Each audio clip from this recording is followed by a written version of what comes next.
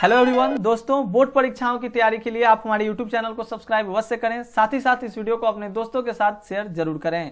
आज की इस वीडियो में मैं आपके लिए लेकर आया हूं क्लास 12 ज्योग्राफी चैप्टर 5 प्राथमिक क्रियाएं के कुछ इंपॉर्टेंट तथा सिलेक्टेड ऑब्जेक्टिव क्वेश्चन आंसर को।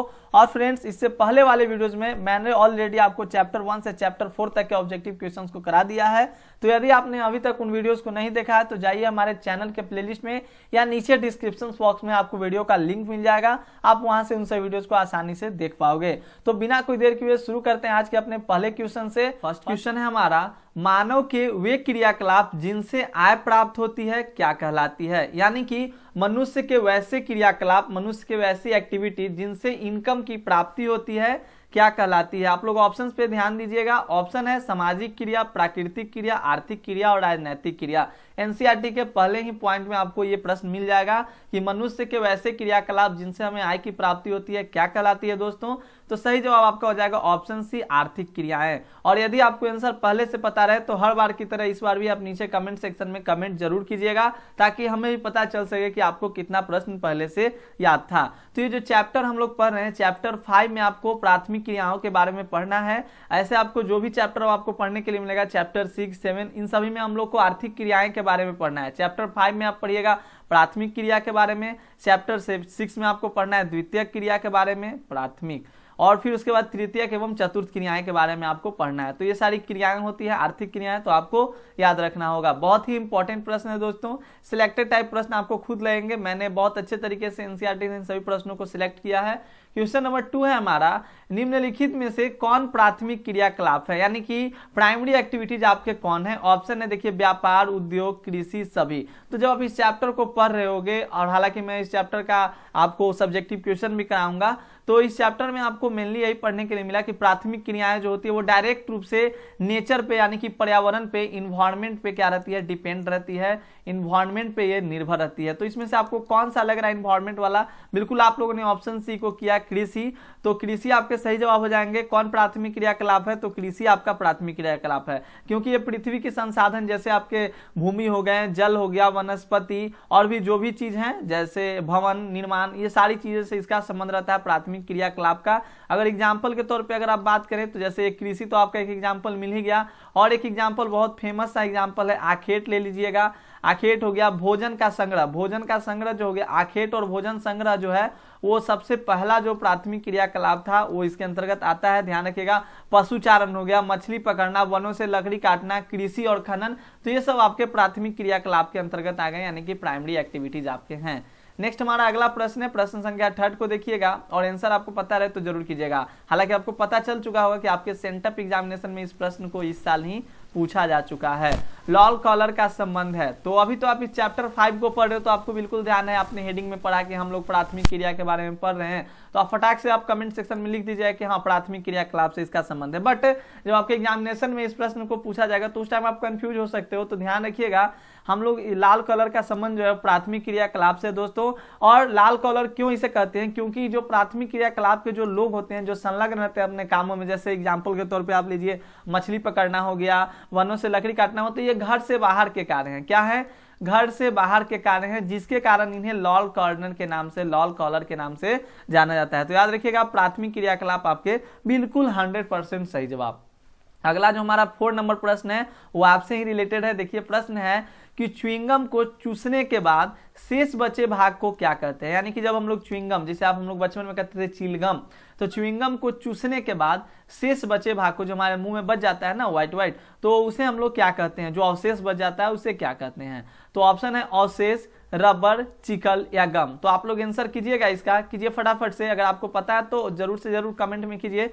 तो 4 का सही जवाब आपका ऑप्शन सी हो जाएगा दोस्तों, चिकल कहते हैं। च्युइंगम को चूसने के बाद शेष बचे भाग को हम लोग चिकल कहते हैं। और बचपन में एक हम लोग को अवधारणा थी, लोग क्या सिखा देते थे, च्युइंगम जो होता है वो कुत्ते के मांस से बना जाता है, लेकिन ऐसा नहीं है। च्युइंगम जो होता है जेपोटा नामक वृक्ष के दूध से क्या करता है, ये बनता है। याद रखिएगा, मान लीजिए आपके एग्जामिनेशन में पूछ दे तो इसे ध्यान रखना है, जेपोटा, याद रखिएगा। अगला हमारा प्रश्न है, प्रश्न संख्या 5 को देखेंगे और जो भी आंसर आपको याद रहे तो बताइएगा। और क्या करना है, आपको चैनल को सब्सक्राइब कर लेना है, वीडियो को लाइक भी करना है, अपने दोस्तों के साथ शेयर भी कर देना है। मैं इसी तरह से आपके लिए वीडियोज बनाता रहूंगा और मैं आपको एक इंपॉर्टेंट इन्फॉर्मेशन दे दूं कि 1, 2, 3 और 4 चैप्टर्स का ऑलरेडी एमसीक्यू करा दिया गया है, वो भी बेस्ट एमसीक्यू। तो आप जाकर प्लेलिस्ट में देखिए या इस वीडियो के डिस्क्रिप्शन में आप देखिए, आपको वीडियोस भी मिल जाएगा, प्लस में वीडियो का लिंक भी मिल जाएगा। उष्णकटिबंधीय अफ्रीका के प्रमुख पशु हैं, उष्णकटिबंधीय क्षेत्र का जो अफ्रीका के प्रमुख पशु हैं, तो ऑप्शन है भेड़, बकरी, ऊंट या गाय या बैल। तो ध्यान दीजिएगा, ऐसे प्रश्न जो बिटवीन टाइप प्रश्न है आपके एग्जामिनेशन में अब इतना ज्यादा पूछा जा रहा है क्योंकि ऑब्जेक्टिव की संख्या इतनी ज्यादा हो चुकी है कि अब उसको ऑब्जेक्टिव बिटवीन से बनाना पड़ जाता है, उसकी मजबूरी हो चुकी है। कितना प्रीवियस ईयर डालेगा जी, प्रीवियस ईयर सब प्रीवियस ईयर नहीं डाल देगा तो काम थोड़ी ना चलेगा, तो उसको नए नए प्रश्न भी बनाने होते हैं। तो अब हम लोग को क्या करना होगा, एनसीईआरटी को पूरा अच्छे तरीके से बहुत लाइन बाय लाइन जितने भी एमसीक्यू बन पाते हैं उसे बनाना होता है, और मैं वही करता हूं आपके लिए। आप अगर आपको विश्वास न हो तो आप चैप्टर 5 को जाकर खोलिए एनसीईआरटी बुक को, और देखिए एक भी लाइन ऐसा है जिससे कि आपको यहाँ पर प्रश्न नहीं मिल रहे हैं, सारे लाइन से आपको प्रश्न मिलेंगे, सारे पैराग्राफ से आपके 1-2 प्रश्न मिलते जाएंगे जो प्रश्न बनते हैं।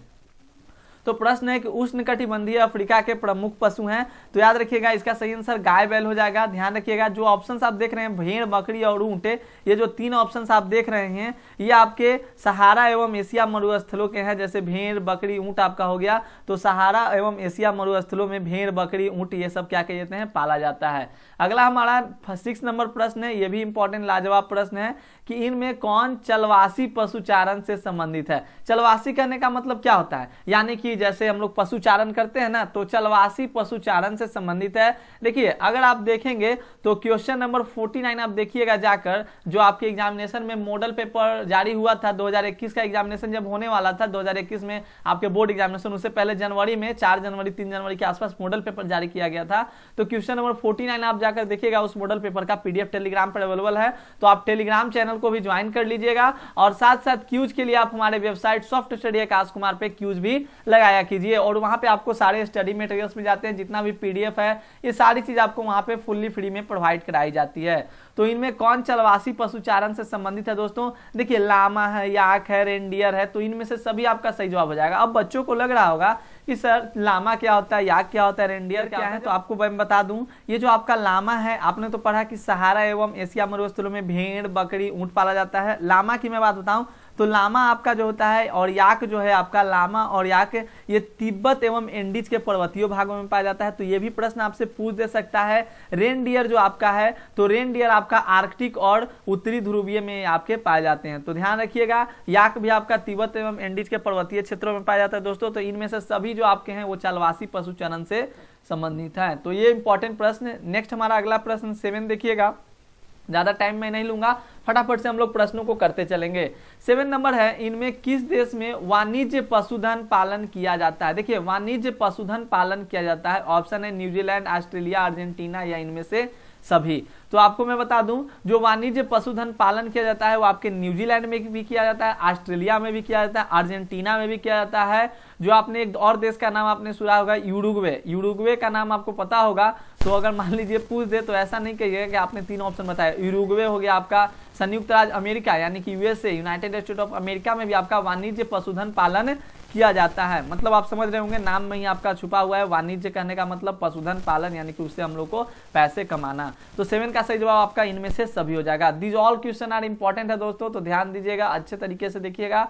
8 नंबर हमारा प्रश्न है कि आदिकालीन, बहुत ही इंपॉर्टेंट, फेमस है, और इससे आपके एग्जामिनेशन में 100% मैं कहता हूं कि 1-2 प्रश्न पूछे जाएंगे इस टॉपिक से, जो आपका आदिकालीन निर्वाह कृषि है। तो आदिकालीन निर्वाह कृषि किन क्षेत्रों में किया जाता है। देखिए सबसे पहले मैं आपको बता दूं, ये जो आप आदिकालीन निर्वाह कृषि समझ रहे हैं, इसका जो बहुत अनेक नाम है, इसको आप झूमिंग के नाम से भी जानते हो, इसको स्थानांतरणशील कृषि के नाम से जानते हैं, लदांग के नाम से जानते हैं, मिल्पा के नाम से जानते हैं, तो बहुत इसके नाम है, तो इसको आप फेमस रखिएगा और इसको हाईलाइटेड में रखिएगा, इसको आप स्क्रीनशॉट भी ले लीजिए।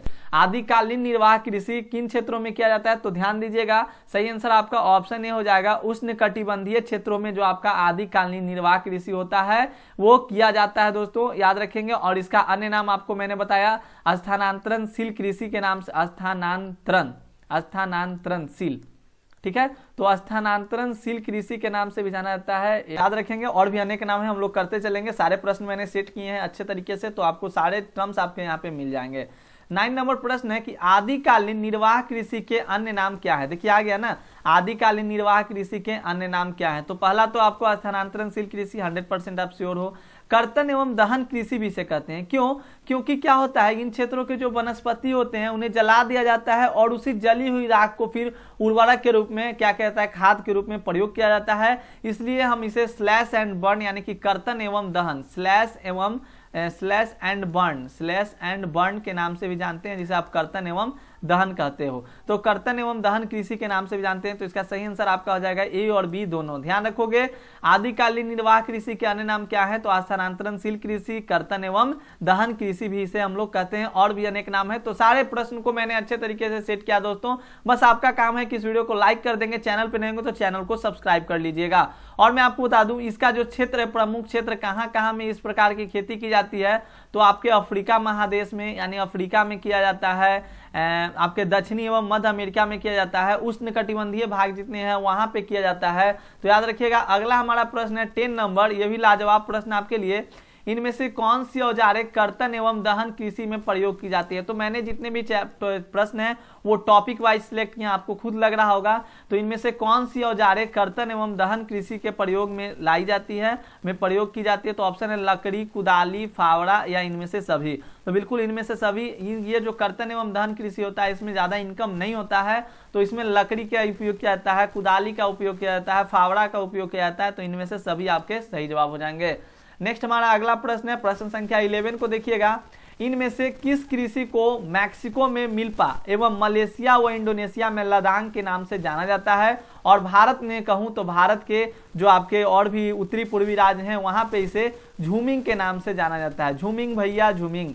तो ध्यान दीजिएगा, झूमिंग के नाम से, स्थानांतरणशील कृषि के नाम से, आपके स्थानांतरणशील कृषि हो गया, आदिकालीन निर्वाह कृषि हो गया, मैक्सिको में इसे मिल्पा के नाम से, मलेशिया व इंडोनेशिया में लदांग के नाम से किसे जाना जाता है। तो वही आपका ऑप्शन डी आपका सही जवाब हो जाएगा, आदिकालीन निर्वाह कृषि। तो एक बार मेरे साथ आंख को बंद करके आप लोग बोलिए, आदिकालीन निर्वाह कृषि का नाम है कर्तन एवं दहन कृषि। झूमिंग कृषि, इसे भारत के उत्तरी पूर्वी राज्यों में झूमिंग के नाम से, मैक्सिको में मिल्पा के नाम से, मलेशिया व इंडोनेशिया में लदांग के नाम से, और आपने एक नाम उसका जाना है कि स्थानांतरणशील कृषि के नाम से भी हम लोग इसे जानते हैं। तो कितना मजा आ रहा होगा आपको पढ़ने में, आपको सारे कंसेप्ट अच्छे तरीके से मिलेंगे। बस आपका काम है कि वीडियो को लाइक कर देंगे, दोस्तों के साथ शेयर कर दीजिएगा। नेक्स्ट हमारा 12 नंबर प्रश्न है कि भारत में सिंध गंगा के मैदान के पश्चिमी भाग में, देखिए ध्यान दीजिएगा, पश्चिमी भाग भी है आपका और आपका दक्षिणी भाग भी है। तो भारत में सिंध गंगा के मैदान के पश्चिमी भाग में निम्नलिखित में से कौन सी फसलें प्रमुख रूप से उगाई जाती है। कौन सी फसलें? तो ऑप्शन है ज्वार, बाजरा, गेहूं, मटर। तो सही जवाब आपका ऑप्शन सी हो जाएगा, गेहूं को, क्योंकि ये जो ज्वार बाजरा आप देख रहे हैं, तो ज्वार बाजरा जो आपका प्रमुख रूप से दक्षिणी पश्चिमी भाग में उपजाया जाता है, भारत के सिंध गंगा के दक्षिणी भाग में। और यहाँ पर प्रश्न है पश्चिमी भाग, कंफ्यूज मत होइएगा, यहाँ पर है पश्चिमी भाग और वहां पर आपसे पूछा जाता है दक्षिणी पश्चिमी, तो उसमें हो जाएगा ज्वार और बाजरा। तो यहाँ पे सही जो आपका गेहूं जो है आपका भारत के सिंध गंगा के मैदान के पश्चिमी भाग में आपका गेहूं जो होता है वो बहुत प्रमुख रूप में उगाई जाती है। तो बहुत ही इंपॉर्टेंट प्रश्न है दोस्तों, आपको खुद लग रहा होगा सिलेक्टेड टाइप प्रश्न है, तो किसी भी प्रश्न को इग्नोर नहीं करना है, वीडियो को लास्ट तक देखना है। लास्ट में मैंने आपके लिए गिफ्ट भी रखा है, तो आपको वो गिफ्ट देखकर जाना है। 13 नंबर है, चावल या धान की खेती संबंधित है, किससे संबंधित है आप लोग इसको बताइएगा। चावल और धान की खेती किससे संबंधित है भैया? ऑप्शन ए है रोपण कृषि से, ट्रक कृषि से, भूमध्य सागरीय कृषि से, गहन निर्वहन कृषि से। मैं आपको बता दूं, आपको बहुत कम ऐसे चैनल मिलेंगे जहां पे आपको टॉपिक वाइज सारे प्रश्नों को सिलेक्ट करके बताया जाए। और मैं आपको बताता हूं, आप जितने भी बुक से पढ़ते हो, चाहे वो टारगेट है, गोल्डन है, आप जो भी बुक को फॉलो कर रहे हैं, उन सभी में इतना जो है डीपली आपको नहीं बताया जाता है, आपको इस तरह से नहीं दिया जाता। आप खुद पढ़ रहे हो तो खुद आपको समझ में आ रहा होगा। तो आपको सारे वीडियोस को फॉलो करना आपके लिए काफी ज्यादा इंपॉर्टेंट है। हालांकि इस वीडियो को आपको लंबी होगी, वीडियो में ज्यादा प्रश्न लिया गया है, ज्यादा प्रश्न इसमें। 13 है, चावल धान की खेती संबंधित है, किससे संबंधित है दोस्तों? तो 13 का सही आंसर आपका ऑप्शन डी हो जाएगा, गहन निर्वहन कृषि से। गहन निर्वहन कृषि के बारे में भी आपको पढ़ना है। आपने एक पढ़ा स्थानांतरणशील कृषि के बारे में, और गहन निर्वहन कृषि से आपका चावल और धान की खेती संबंधित है। अगला हमारा प्रश्न है प्रश्न संख्या 14, देखिएगा कि गहन निर्वाह कृषि के कितने प्रकार हैं। तो गहन निर्वाह कृषि के आपके 2 प्रकार हो जाते हैं। पहला जो आपका होता है चावल प्रधान गहन निर्वहन कृषि, यानी कि जिसमें चावल की प्रधानता होती है, और जिसमें चावल की प्रधानता नहीं होती। एक आपका चावल का प्रधान यानी कि चावल प्रधान गहन निर्वाह कृषि, और दूसरा आपका हो गया चावल रहित गहन निर्वाह कृषि। तो गहन निर्वाह कृषि के कितने प्रकार हैं? 2 प्रकार हैं। और अभी हम लोगों ने पढ़ा कि जो आपका चावल और धान की खेती संबंधित है, किससे संबंधित है? तो गहन निर्वाह कृषि से आपका संबंधित है। तो उम्मीद करता हूं आपको समझ में आया होगा। वीडियो को लाइक जरूर करोगे, चैनल पे नहीं होंगे चैनल को सब्सक्राइब कर लीजिएगा। मैं एक ही बार बार आपको कहता हूं, एक ही बात, तो आपको फॉलो करना होगा। निम्नलिखित आर्थिक क्रियाओं में कौन ग्रामीण अधिवासों से संबंधित है? ग्रामीण अधिवासों से दोस्तों कौन संबंधित है? तो प्राथमिक क्रियाकलाप आपके ग्रामीण अधिवास संबंधित है। ये तो हम लोगों ने शुरू में ही पढ़ा ना कि प्राथमिक क्रियाकलाप का जो होता है वो संबंध किससे होता है? आप लोग अपने मन में गुनगुनाइए कि सर प्राथमिक आर्थिक क्रियाओं का संबंध आपके कृषि से हो जाते हैं, खनन से हो जाता है आपका, तो ये सारे याद रखना है। मछली पकड़ना हो गया। 16 नंबर प्रश्न है, रबड़ किस प्रकार की कृषि का उपज है? बहुत ही अच्छा प्रश्न है कि रबड़ किस प्रकार की कृषि का उपज है। आपने पढ़ा आपके एग्जामिनेशन में, बोर्ड एग्जामिनेशन में रबड़ से बहुत ज्यादा प्रश्न पूछा गया कि निम्नलिखित में कौन रोपण कृषि का उदाहरण है, रबड़ किस प्रकार की कृषि का उपज है, पूछा गया प्रश्न है आपके एग्जामिनेशन में। तो 16 का सही आंसर आपका हो जाएगा ऑप्शन, क्या हो जाएगा? ऑप्शन ए, रोपण कृषि।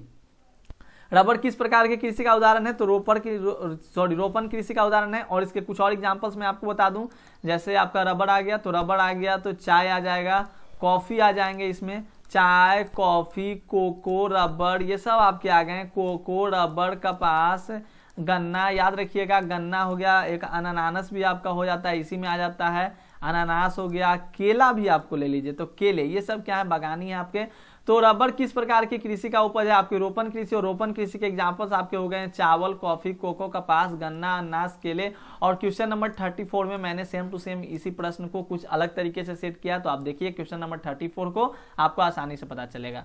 अगला हमारा 17 नंबर प्रश्न है। 17 नंबर प्रश्न को देखिएगा कि निम्नलिखित में से कौन सी रोपण फसल नहीं है? अब बात आई रोपण फसल की, तो मैंने आपको रटवा दिया कि चाय, कॉफी, कोको, रबड़, कपास, गन्ना, केले, अनानास, ये सब आपके क्या है? तो रोपण फसल है। तो कॉफी तो रोपण फसल है भैया, गन्ना भी रोपण फसल है, रबर भी रोपण फसल है। तो गेहूं आपका सही जवाब हो जाएगा। गेहूं आपके बहुत सारे मिश्रित में भी आ गए, गेहूं आपका गहन निर्वहन कृषि में भी आ गया। तो इसका सही जवाब आपका ऑप्शन सी हो जाएगा। गेहूं आपका जो है वो रोपण फसल नहीं है, रोपण फसल आपके कॉफी, गन्ना, रबर है। तो याद रखेंगे। अगला हमारा प्रश्न रहेगा 18 नंबर। ये भी प्रश्न आपके लिए लाजवाब साबित होने वाला है। आप देखिएगा सारे प्रश्नों को, तो प्रश्न आपके लिए वही रहते हैं, आपको बस उसका आंसर कंसेप्ट वाइज देना होता है। निम्न में से कौन सी कृषि के प्रकार का विकास यूरोपीय औपनिवेशिक समूहों द्वारा किया गया? जो यूरोप का औपनिवेशवाद हुआ था, आपने पढ़ा यूरोप में औपनिवेशवाद, तो यूरोपीय औपनिवेशिक समूहों द्वारा किया गया था। जैसे वहां के बहुत सारे थे, जैसे फ्रांस वासियों ने क्या किया था? पश्चिमी अफ्रीका में कॉफी एवं कोको लगाया था। और भी इसी तरह से ब्रिटेन वासियों ने भारत और श्रीलंका में चाय लगाए थे। तो वही प्रश्न है कि निम्न में से कौन सी कृषि के प्रकार का विकास यूरोपीय औपनिवेशिक समूहों द्वारा किया गया? तो आंसर पता हो तो बताइए। तो 18 का सही आंसर आपका हो जाएगा ऑप्शन सी, रोपण कृषि। और रोपण कृषि के अंतर्गत हम लोगों ने पढ़ा क्या क्या? चाय हो गया, कॉफी हो गया, गन्ना हो गए, केले हो गए। तो ध्यान दीजिएगा। और फ्रांस वासियों ने क्या किया था? पश्चिमी अफ्रीका में कॉफी का बागान लगाया था। किसका? कॉफी और कोको का। कॉफी और कोको आप जानते हैं ना, कोको जिससे चॉकलेट बनती है। और आपका ब्रिटेन वासियों ने भारत और श्रीलंका में चाय का लत लगा दिया ब्रिटेन वासियों ने। पश्चिमी जो आपके द्वीप समूह में गन्ना एवं केले का हुआ था। स्पेन और अमेरिका वासियों ने फिलीपींस में नारियल का, सबसे आपको पता है फिलीपींस नारियल के लिए प्रसिद्ध है, तो नारियल के लिए, और गन्ना भी यहाँ पर था ही फिलीपींस में। और ब्राजील में तो कॉफी बागान है भैया। और प्रश्न इससे पूछा जाता है कि ब्राजील के कॉफी बागान को क्या कहते हैं? शायद अगला प्रश्न हमें यही देखने को मिले। तो चलिए देखते हैं दोस्तों 19 नंबर प्रश्न आपको क्या मिलता है। गजब हो गया ना। देखिए 19 नंबर प्रश्न आपको यही मिल गया कि ब्राजील में कॉफी बागान को क्या कहा जाता है। तो ब्राजील के कॉफी बागान को 2018 में पूछा गया ना इस प्रश्न को, तो आप ध्यान दोगे। तो ब्राजील के कॉफी बागान को क्या कहा जाता है दोस्तों? फेजेंडा। ऑप्शन ए सही जवाब हो जाएगा, फेजेंडा। और कॉफी किसने लगाया था? तो कॉफी आपके फ्रांस वासियों ने लगाया। तो ध्यान देंगे। अगला हमारा प्रश्न रहेगा 20 नंबर कि निम्न प्रदेशों में से, निम्न कहने का मतलब नीचे, यानी कि नीचे जितने भी ऑप्शंस आपके दिए हुए हैं उन ऑप्शनों में से किसमें विस्तृत वाणिज्य अनाज कृषि की जाती है? मतलब विस्तृत कॉमर्शियल जो क्रॉप आपके हैं वो कृषि कौन कौन से आपके प्रदेशों में की जाती है। ऑप्शन है अर्जेंटीना के पंपाज क्षेत्र में बिल्कुल की जाती है। अर्जेंटीना के पंपाज क्षेत्र में भी किया जाता है, यूरेशिया के स्टेपीज क्षेत्र में भी किया जाता है, उत्तरी अमेरिका के पेरियरीज क्षेत्र में भी किया जाता है। और ये प्रश्न आपके एग्जामिनेशन में आस्क किया गया है, मतलब आया हुआ है, तो ध्यान दीजिएगा। यहीं पे आपके एग्जामिनेशन में नहीं दिया था, ऑप्शन में दे दिया था नहीं, और लास्ट ऑप्शन दे दिया था अमेजन बेसिन, तो अमेजन बेसिन सही होगा। हालांकि मैंने उस प्रश्न को भी लास्ट में सेट कर दिया है, देखिएगा क्वेश्चन नंबर 33 या 35 में आपको देखने के लिए मिल जाएगा। तो निम्न प्रदेशों में से किसमें विस्तृत वाणिज्य अनाज कृषि की जाती है, तो आपका इनमें से सभी हो जाएगा। याद रखिएगा, यूरेशिया के स्टेपीज में, उत्तरी अमेरिका के प्रेरीज में, अर्जेंटीना के पंपाज में, दक्षिणी अफ्रीका के वेल्डस में, ऑस्ट्रेलिया के डाउन्स में, न्यूजीलैंड के केटरबरी में के मैदान में सारी जो होती है आपके विस्तृत अनाज कृषि की जाती है। अगला प्रश्न रहेगा, कोई भी दिक्कत हो तो आप हमारे टेलीग्राम से जुड़िए, हमें व्हाट्सएप कीजिए या हमारे वेबसाइट पे आप लॉगिन कीजिए। वेबसाइट को देखिए, जाइए गूगल पे सर्च कीजिए। सर्च क्या करना है आपको, SOFTSTUDYAKASHKUMAR। जो आपके एग्जामिनेशन में जो क्वेश्चन आते हैं 1 मिनट पहले आता है, 10 मिनट, वो सारे प्रश्न आपको इसी वेबसाइट पे मिलेंगे, क्योंकि इस वेबसाइट से सारे लोग उसे अच्छे से देख पाएंगे। विस्तृत वाणिज्य अनाज कृषि की मुख्य फसल है दोस्तों, और मैंने आपके लिए गिफ्ट भी रखा है, तो उसे देखिएगा। विस्तृत वाणिज्य अनाज कृषि की मुख्य फसल है आपके, ऑप्शन है गेहूं, जौ, राई, मक्का। तो 21 का सही जवाब आपका ऑप्शन ए हो जाएगा। गेहूं जो आपका है वो विस्तृत वाणिज्य अनाज कृषि, देखिए मिश्रित कृषि में भी आता है आपका, विस्तृत वाणिज्य अनाज कृषि में गेहूं का बहुत प्रमुखता है जी, तो ध्यान दीजिएगा। अगला हमारा जौ, राई, मक्का आपको पता है ना किसमें आएगा। अगला हमारा 22 है कि मिश्रित कृषि निम्न में से कहाँ की जाती है। अब मिश्रित कृषि यानी मिक्स्ड फार्मिंग कहाँ की जाती है भाई, तो उत्तरी पश्चिमी यूरोप में भी की जाती है, उत्तरी अमेरिका का पूर्वी भाग में भी, और यूरेशिया के कुछ भाग में भी किए जाते हैं।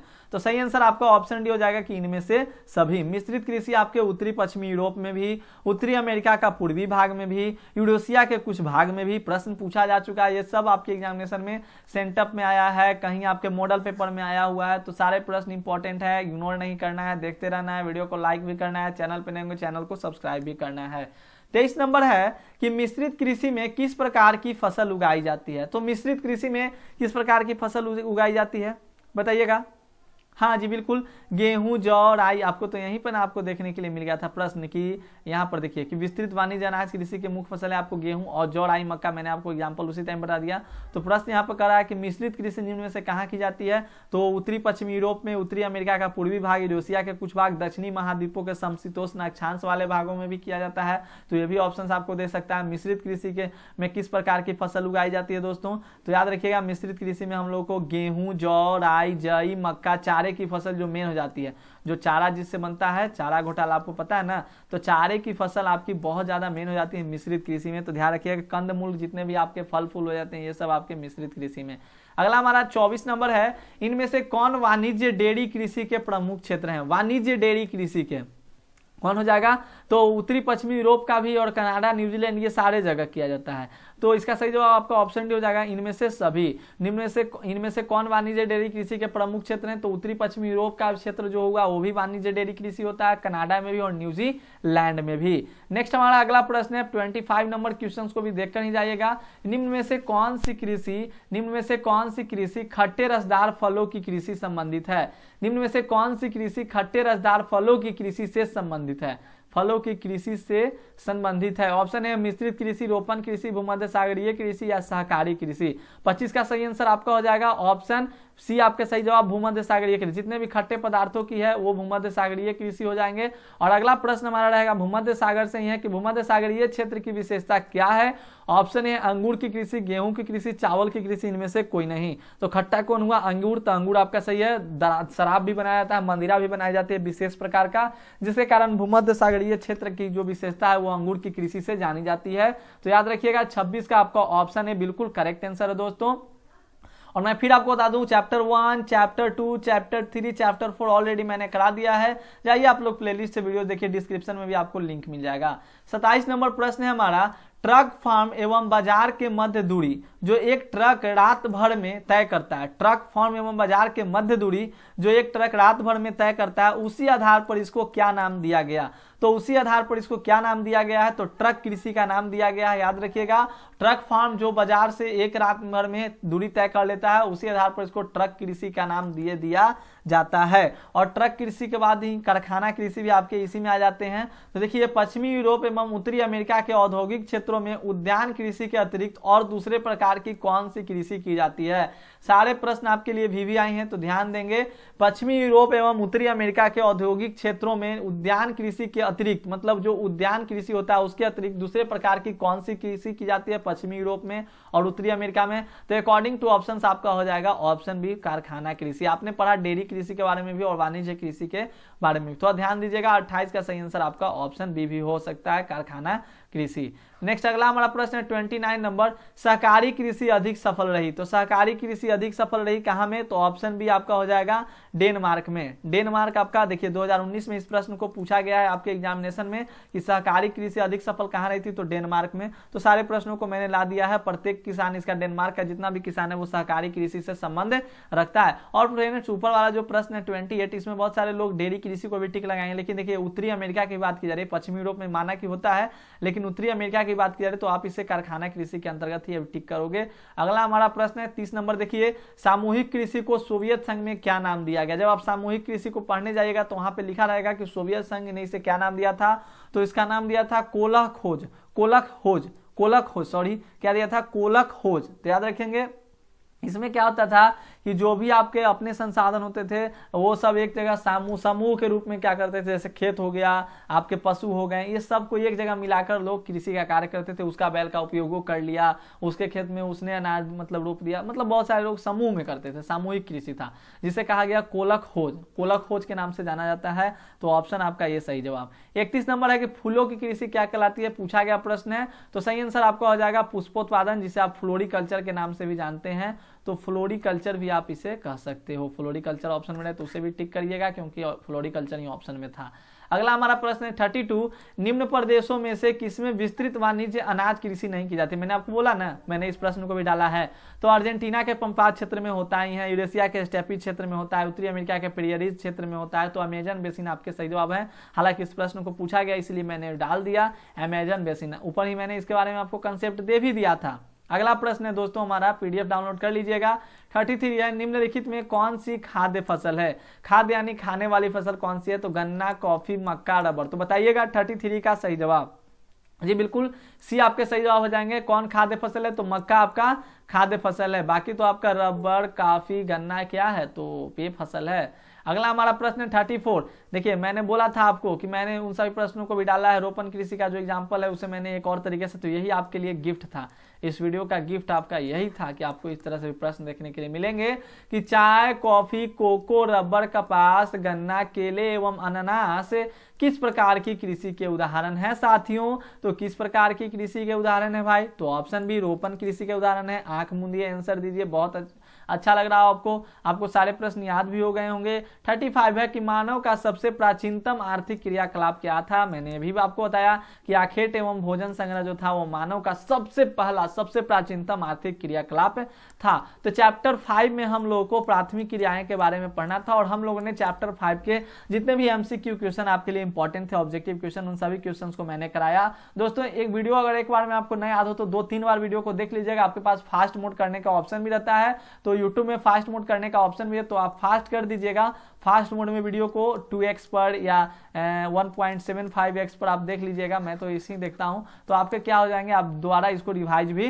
कर लीजिएगा। तो उम्मीद करता हूं आपको वीडियो समझ में आए। वीडियो समझ में आए तो कंजूसी नहीं करना है, वीडियो को लाइक कर दीजिएगा, अपने दोस्तों के साथ शेयर भी कर दीजिएगा और टेलीग्राम से जुड़ जाइएगा। व्हाट्सएप पे जुड़ना हुआ तो टेलीग्राम सबसे अच्छा है आपके लिए, वेबसाइट को जुड़िएगा। मिलते हैं अगले वीडियो में, और आप लोग चैनल को सब्सक्राइब जरूर कीजिए, वीडियो को लाइक कीजिए। मिलते हैं अगले वीडियो में, तब तक के लिए धन्यवाद। Take care all of you. जय हिंद, जय भारत। और लास्ट में एक अपना प्यारा सा कमेंट दीजिएगा कि आपको वीडियो कैसी लगी, समझ में आया या नहीं। आपके फीडबैक हमारे लिए बहुत जरूरी है।